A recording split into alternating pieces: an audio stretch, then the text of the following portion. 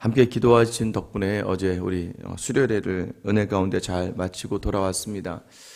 수련회 이제 설문을 이제 온라인으로 하면서 딱 가장 제 마음에 확 와닿았던 그런 좋은 점, 장점, 단점, 좋았던 것들 이제 이런 거 적잖아요.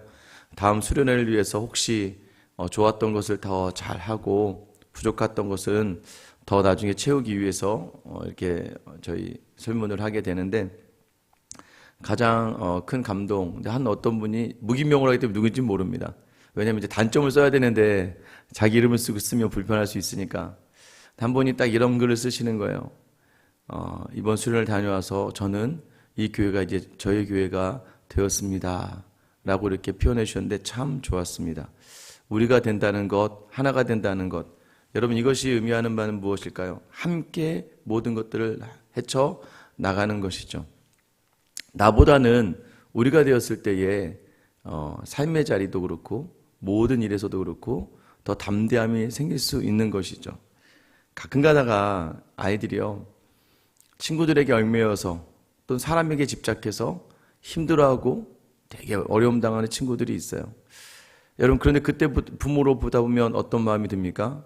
이 아이가 굳이 그렇게 하지 않아도 되는데, 와서 그냥 엄마와 아빠와 함께 있어도 되는데, 다른 친구들에게 자기에게 뭔가를 요구하고 자기를 이용하는 친구들이 이렇게 얽매여 있는 모습 보면, 또 친구들 때문에 힘들어하는 모습 보면 여러분 그 아이에게 어떤 마음이 들까요? 하나님이 우리와 함께 하신다는 건 바로 그런 것 같아요. 나와 함께 하면 되는데, 나만 바라보면 되는데, 나를 의지하면 되는데 자꾸 그 자리를 놓치고 살아간다는 것이죠. 오늘 예루살렘 유다가 그 일들을 하고 있습니다. 1절에 보면 도움을 구하러 애굽으로 내려가는 자들은 화 있을진저 그들은 말을 의지하며 병거의 많음과 마병의 심히 강함을 의지하고 이스라엘의 거룩하신 이를 앙모하지 아니하며 여호와를 구하지 아니하나니. 여러분 1절에 말씀드린 것처럼 유다가 지금 놓쳤습니다. 아수르가 강성해지고 바벨론이 강성해지자 이 유다가 불안해지기 시작해요. 특별히 북이스라엘이 이제 아수르의 손에 넘어가고 아수르에 의해서 이 유다가 계속해서 압박을 받자 이 유다의 선택은 무엇이었느냐? 이 지도자들은 애굽을 선택하는 것이었어요.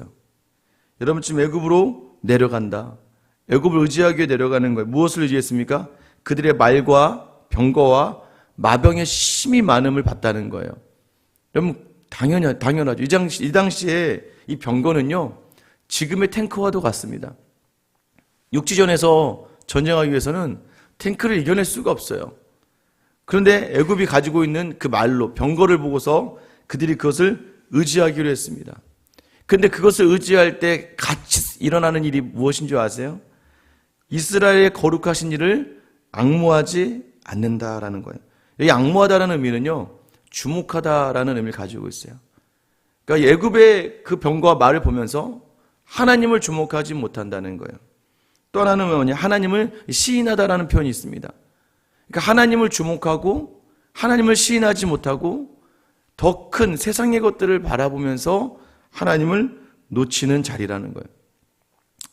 유다가 참 어리석죠. 여러분 이 애굽의 말과 병거를 홍해바다로 다 쓸어 담으신 이가 하나님이셨잖아요. 여러분 그들이 애굽을 향하고 있습니다. 2절 말씀 보면은요, 여호와께서도 지혜로우신즉 재앙을 내리실 것이라. 여러분 이 표현이 어떤 표현이냐면, 야 니네가 지금 살려고 짜낸 그 아이디어가 애굽을 향하는 것이었냐? 애굽을 향하는 것이었어? 그게 지혜로운 거야? 그럼 나도 너에게 지혜롭게 행해줄게. 그 지혜가 왜요? 그의 말씀들을 변하게 하지 아니하시고 일어나사 악행하는 자들의 집을 치시며 행악을 돕는 자들을 치시리니. 하나님의 말씀이 말씀대로 되는 것. 그럼 너희가 너희의 최선을 다했어? 그럼 난 나의 최선을 다할게. 하나님의 최선이 무엇일까요, 여러분? 하나님의 최선이 우리를 그 죄악으로부터 돌려놓는 일이에요. 너희가 지혜롭게 생각하고 했던 그 일 그대로 나도 너에게 최선을 다해서 너에게 대해줄게. 말씀대로. 여러분 그게 무엇입니까? 악행하는 자들도 치시지만 지금 하나님을 놓치고 애굽을 찾는 그 유다를, 예루살렘을 치실 거야. 내가 너희를 칠 거야. 그런데 너희를 돕는 자들도 내가 칠 거야. 애굽을 말하는 거죠. 우리가 조심해야 될 게 있어요.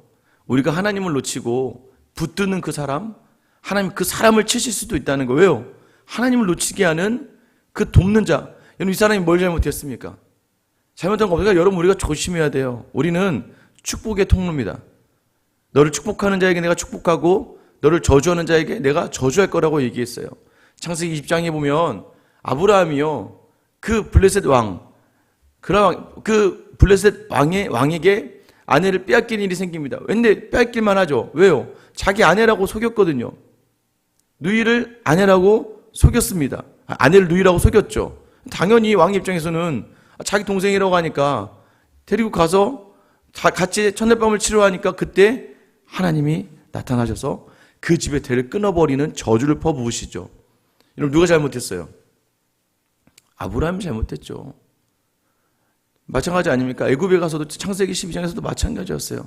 애굽에 가서도 누이라고 거짓말한 건 아브라함이에요. 그럼에도 불구하고 하나님의 약속은 아브라함을 통해서 그 민족을 이어가시기로 하셨거든요. 그래서 아브라함의 그 혈통에 문제가 생기면 안 돼요. 그럼 아브라함에게 저주를 내리는 거거든요.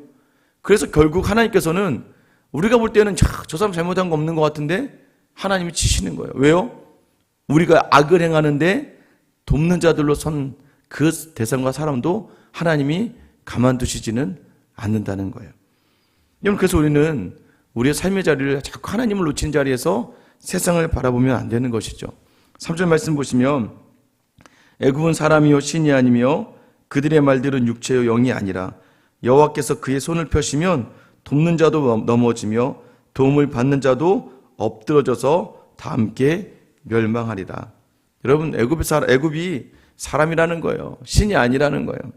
그리고 그들이 가지고 있는 말들도 영이 아니고 육체라는 겁니다. 결국 하나님 앞에서 하나님 치시면 엎드러질 수밖에 없는 연약한 존재라는 것을 이야기하는 것이죠. 여러분, 이게 하나님이세요. 그러면서 하나님께서 내가 어떤 사람인지, 내가 어떤 존재인지를 얘기하고 싶으셨나 봐요. 4절 5절이 바로 그 이야기입니다. 여호와께서 이같이 내게 이르시되 큰 사자나 젊은 사자가 자기의 먹이를 움키고 으르렁거릴 때에 그것을 치려고 여러 목자를 불러왔다 할지라도 그것이 그들의 소리로 말미암아 놀라지 아니할 것이요 그들의 떠듬으로 말미암아 굴복하지 아니할 것이라. 이와 같이 나 만군의 여호와가 강림하여 시온산과 그 언덕에서 싸울 것이라. 유다가 놓치고 있는 것이 무엇이, 하나님이 어떤 분이신가? 첫 번째는 큰 사자와 젊은 사자처럼 이 먹이를 앞에 놓고 움키고 으르렁거리고 있다는 게 뭐예요? 이 먹이라는 표현이 그렇지만 절대 뺏기지 않는다는 거죠. 심지어는 막 목자들이 와서 이 사자의 먹이를 빼앗으려고 해도 사자가 코웃음밖에 안 친다는 거죠. 목자들이 와서 아무리 위협과 겁박을 해도 사자가 흔들리겠느냐, 두려움이 없는데, 그것처럼 하나님께서 예루살렘을 품고 계시기 때문에 내가 대신하여 싸울 수 있는 하나님의 사람이라는 거예요. 여러분의 인생을 대신하여 싸울 수 있는 분이 하나님밖에 없음을 기억하는 여러분 되시기를 축원합니다. 여러분, 하나님밖에 없다는 거예요. 그리고 또 어떻게 또 하나의 비유를 드시죠? 뭐예요? 새가 날개를 치며, 5절이죠. 그 새끼를 보호함같이. 여러분, 지금 막 뱀이 와서 자기 새끼를 죽이려 하면요, 새끼가 어떻게 하겠습니까? 날개를 펴고 자기 새끼를 어떻게든 보호하려고 노력하는 거겠죠. 여러분, 이것은 어떤 것으로부터 그 지키기 위하여 항상 최선을 다하시는 하나님, 자기 자식의 어려움을 가만두고 보지 않으시는 하나님이시라는 것을 말씀해 주시는 거예요. 나 만군의 여호와가 예루살렘을 보호할 것이라. 그것을 호위하며 건지며 뛰어넘어 구원하리라 하셨느니라. 여러분, 자꾸 놓치지 마세요. 우리를 구원하고 우리를 보호하고 우리를 인도하실 수 있는 분은 우리를 부르신 우리의 주님, 우리 주님밖에 없음을 확신하는 여러분 되시기를 축원합니다. 이게 바로 믿음이에요. 새벽부터 나와서 여러분 기도하는 여러분들의 자리는요, 이것으로 담대해져요. 어제 제가 주일날 우리 남창호 목사님 오셔서 말씀 전해주실 때, 여러분 뭐예요? 하나님은 간절한 사람을 좋아하신다고요. 하나님은 하나님 앞에서 어쩔 줄 몰라 하는 사람을 좋아하세요. 여러분도 그러지 않습니까? 여러분 직장 내에서요, 다 아는 것처럼, 다 있는 것처럼, 마치 내가 모든 것을 다 섭렵한 것처럼 막 이러면 여러분 어떻게 보기 싫잖아요. 여러분이 다 더 알고 있는데 마치 세상을 다 산 것처럼 유치원생이나 초등학생이나 중고등부 애들이 자녀들이 또 이제 막 청년과 직장 다니는 애들이 이제 막 결혼한 애들이 인생을 다 아는 것처럼 해보니까 까부는 거잖아요, 정말. 여러분 그때 그걸 보면 어떤 마음이 드세요? 그런데 항상 겸손하게, 항상 떨림으로, 항상 어찌할 줄 모르고 어떻게 할까요? 제가 어떻게 하면 좋을까요? 심지어 그래도 다 알고 있는 것 같은데도 와서 다시 한번 사장님, 부장님, 제가 어떻게 하면 좋을까요? 여러분 이렇게 물어보면 이쁘지 않습니까? 한 번 더 물어보고 한 번 더 거기 서면 마치 하나님도 마찬가지예요. 하나님 앞에서 여러분 때로는 이 율법으로 서면은요 굉장히 율법주의자들의 특징이 뭐냐면 거만하고 교만하며 때로는 하나님 앞에서 겸손하지 않아요. 내가 다 안다고 생각해요. 내가 다 뭐 안 되면 안 되는 거지 뭐. 말을 해도 여러분 하나가 다른 거예요. 뭐 하나님이 알아서 해주시겠지. 여러분 이거 하나님을 제대로 모르는 거죠. 하나님 앞에서 바울이 항상 이야기하는 게 무엇입니까? 바울이 강조한 영성이 뭐예요? 두렵고 떨림으로. 그러니까 여러분 기도하실 때 하나님은요 간절하게 어찌할 바를 모르며 함께 기도하는 그 자리를 너무나도 좋아하시고 사랑하신다는 거예요. 얘가 나를 의지하는구나. 얘가 나밖에 없다고 생각하는구나. 하나님이 그 자리에서. 그래서 이 6절 말씀 보세요. 이스라엘의 자손들아 너희는 심히 거역하던 자에게로 돌아오라. 계속해서 이 선지서에서는 돌아오라, 슈브라는 히브리어 단어입니다. 돌아오라고 이야기해요. 그런데 지금은 여태까지 거역하던 자에게서. 여러분 지금도 여전히 하나님을 거역하는 자리에 있으면 돌아오라는 이 간절한 이사야의 호소를 들으신 여러분 되시기를 축원합니다. 여러분 돌아온다는 게 무엇일까요? 너의 지혜 포기해라. 너의 지식 포기해라. 다 알고 있다고 네가 교만한 것 같으니라고. 네 뜻으로 할 수 있다고 왜 살아보니까 되든? 계속해서 묻는 거예요. 지혜를 짜서 애굽으로 내려갔어? 될 것 같아? 하나님이 만져주셔야 되고 하나님이 건드려줘야 되고 하나님과 터치가 일어나지 않으면 하나님의 역사를 볼 수 없는 거예요. 여러분 그 자리가 어떤 자세입니까? 여러분 이 모세가 홍해를 건널 때 이스라엘 백성들에게 너희는 가만히 있어. 하나님이 하나님 대신 보여주게. 하나님의 일을 보라는 거예요. 하나님의 기이한 일을 보라는 거예요. 가만히 있어가 뭐예요? 여러분 그냥 가만히 있다고 해서 포기하고 있는 게 아니에요. 제가 늘 말씀드리잖아요. 지금 왕에게 명령이 떨어지기 전에 어떤 말이든 간에 순종하겠다고 자세 잡는 자리. 그게 바로 가만히 있는 자리예요. 무슨 말을 하시던 간에 순종하겠습니다. 무슨 말 하시거나 나아가겠습니다. 그래서 그 말씀하셨잖아요. 순종하는 자가 기적을 경험하는 거예요. 기적을 기다리는 사람이 기적을 경험하는 게 아니라 이 순종은요 겸손함이 있지 않으면 안 되는 거죠. 하나님 앞으로 돌아옴이 있어야 돼요. 어떻게 돌아와야 됩니까? 7절 너희가 자기 손으로 만들어 범죄한 은우상 금우상을 그날에는 각 사람이 던져버릴 것이라. 여러분이 만들었던 모든 것들을 던지라는 거예요. 그리고 그날이 되면 던져지게 될 거라는 거예요. 8절 말씀 아수르는 칼에 엎드려질 것이나 사람의 칼로 말미암음이 아니겠고. 여러분 결국은 샘플이 나오잖아요. 히스기야 왕 때에 예루살렘을 둘러쌌던 사내입이 끌고 왔던 18만 5천 명이 여러분 칼로 죽었습니까? 아니에요. 히스기야의 간절한 기도 가운데 그 다음날 18만 5천 명이 하룻밤 사이에 사라지고 말아요. 하나님을 의지해야 된다는 거예요. 9절 말씀 그의 반석은 두려움으로 말미암아 물러가겠고 그의 고관들은 기치로 말미암아 놀라리라. 결국 이 모든 일이 아수르를 얘기하는 거죠. 그들은 물러나게 되는데 그 아수르의 모든 고관들도 깃발을 들고 오는데 병사들이 아무도 패잔병이죠. 다 죽은 거죠. 그것으로 말미암아 아수르의 사람들이 놀라게 될 것이다. 이는 여호와의 말씀이니라. 여호와의 불은 시온에 있고 여호와의 풀무는 예루살렘에 있느니라. 여러분 오늘도 하나님께서 우리를 어떻게 바라보고 계시는가? 큰 사자가 웅크려 포효하는 것처럼 자기 새끼를 지키는 새와 같이 우리를 늘 돌보시는 하나님. 여러분 오늘도 여전히 하나님을 놓쳤습니까? 이것을 경험하는 맛이 있어야 신앙인이라고 할 수 있는 거예요.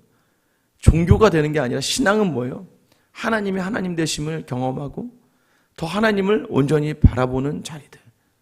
하나님 앞에 한번 마음을 열고 돌아가셔서 하나님 앞에 간절한 마음으로 서서 오늘 이 새벽의 자리에 기도하는 여러분의 기도 제목들 위에 하나님께서 날개로 덮어주시고 하나님께서 웅크린 사자와 같이 여러분을 지키시며 보호하여 주실 줄 믿습니다. 오늘 그 하루가 되시길 예수님의 이름으로 축원합니다. 기도하겠습니다. 하나님, 여전히 하나님의 은혜가 크고 놀라움을 알고 있고 머리로는 하나님이 모든 것을 하신다는 것을 인정하고 있으나 내 삶의 모든 자리를 바라보니까 어느덧 하나님보다도 세상의 것을 담아내는 나의 모습을 발견해냅니다. 하나님, 기도하고 말씀을 보며 주신 상황에서 감사를 찾기보다는 옆집과 비교하고 옆 사람과 비교하고 내게 없는 것을 보며 속상해하고 나를 인정해 주지 않고 칭찬해 주지 않는 것들로 말미암아 마음이 아프고 하나님, 내가 저 사람보다 낫다라고 이야기하고 싶고 자랑하고 싶은 마음들로 말미암아 어느덧 나는 지혜롭다고 생각하며 선 자리를 바라보니 결국 아무도 없고 오직 나만 남아 비참하고 외롭고 쓸쓸히 있다면 하나님, 우리가 놓쳤던 자리는 바로 여호와를 앙망하는 자리, 하나님께 시선을 두는 자리, 하나님을 나의 하나님으로 시인하는 자리. 왜냐하면 늘 부족하고 넘어지는 그 인생을 끝까지 포기하지 않으시며 사자와 같이 안으시고 새와 같이 날개로 덮으시는 우리의 하나님이시기 때문입니다. 주님, 오늘도 하나님을 놓쳤던 자리를 회개하며 다시 주님께로 돌아오며 내 안에 여전히 남아있는 쓴뿌리의 모든 인간적인 것들을 다 내어던지고 우상을 바라봤던 내가 만들었던 계획을 다 내려놓고 하나님만을 향하여 온전히 나아가 하나님의 일하심을 경험하는 저와 우리 모든 성도들의 하루가 되게 하여 주시옵소서. 늘 우리를 위하여 그 자리를 감당해내시며 안으시는 사랑의 주님, 우리 주 예수 그리스도의 이름 받들어 기도드립니다. 아멘.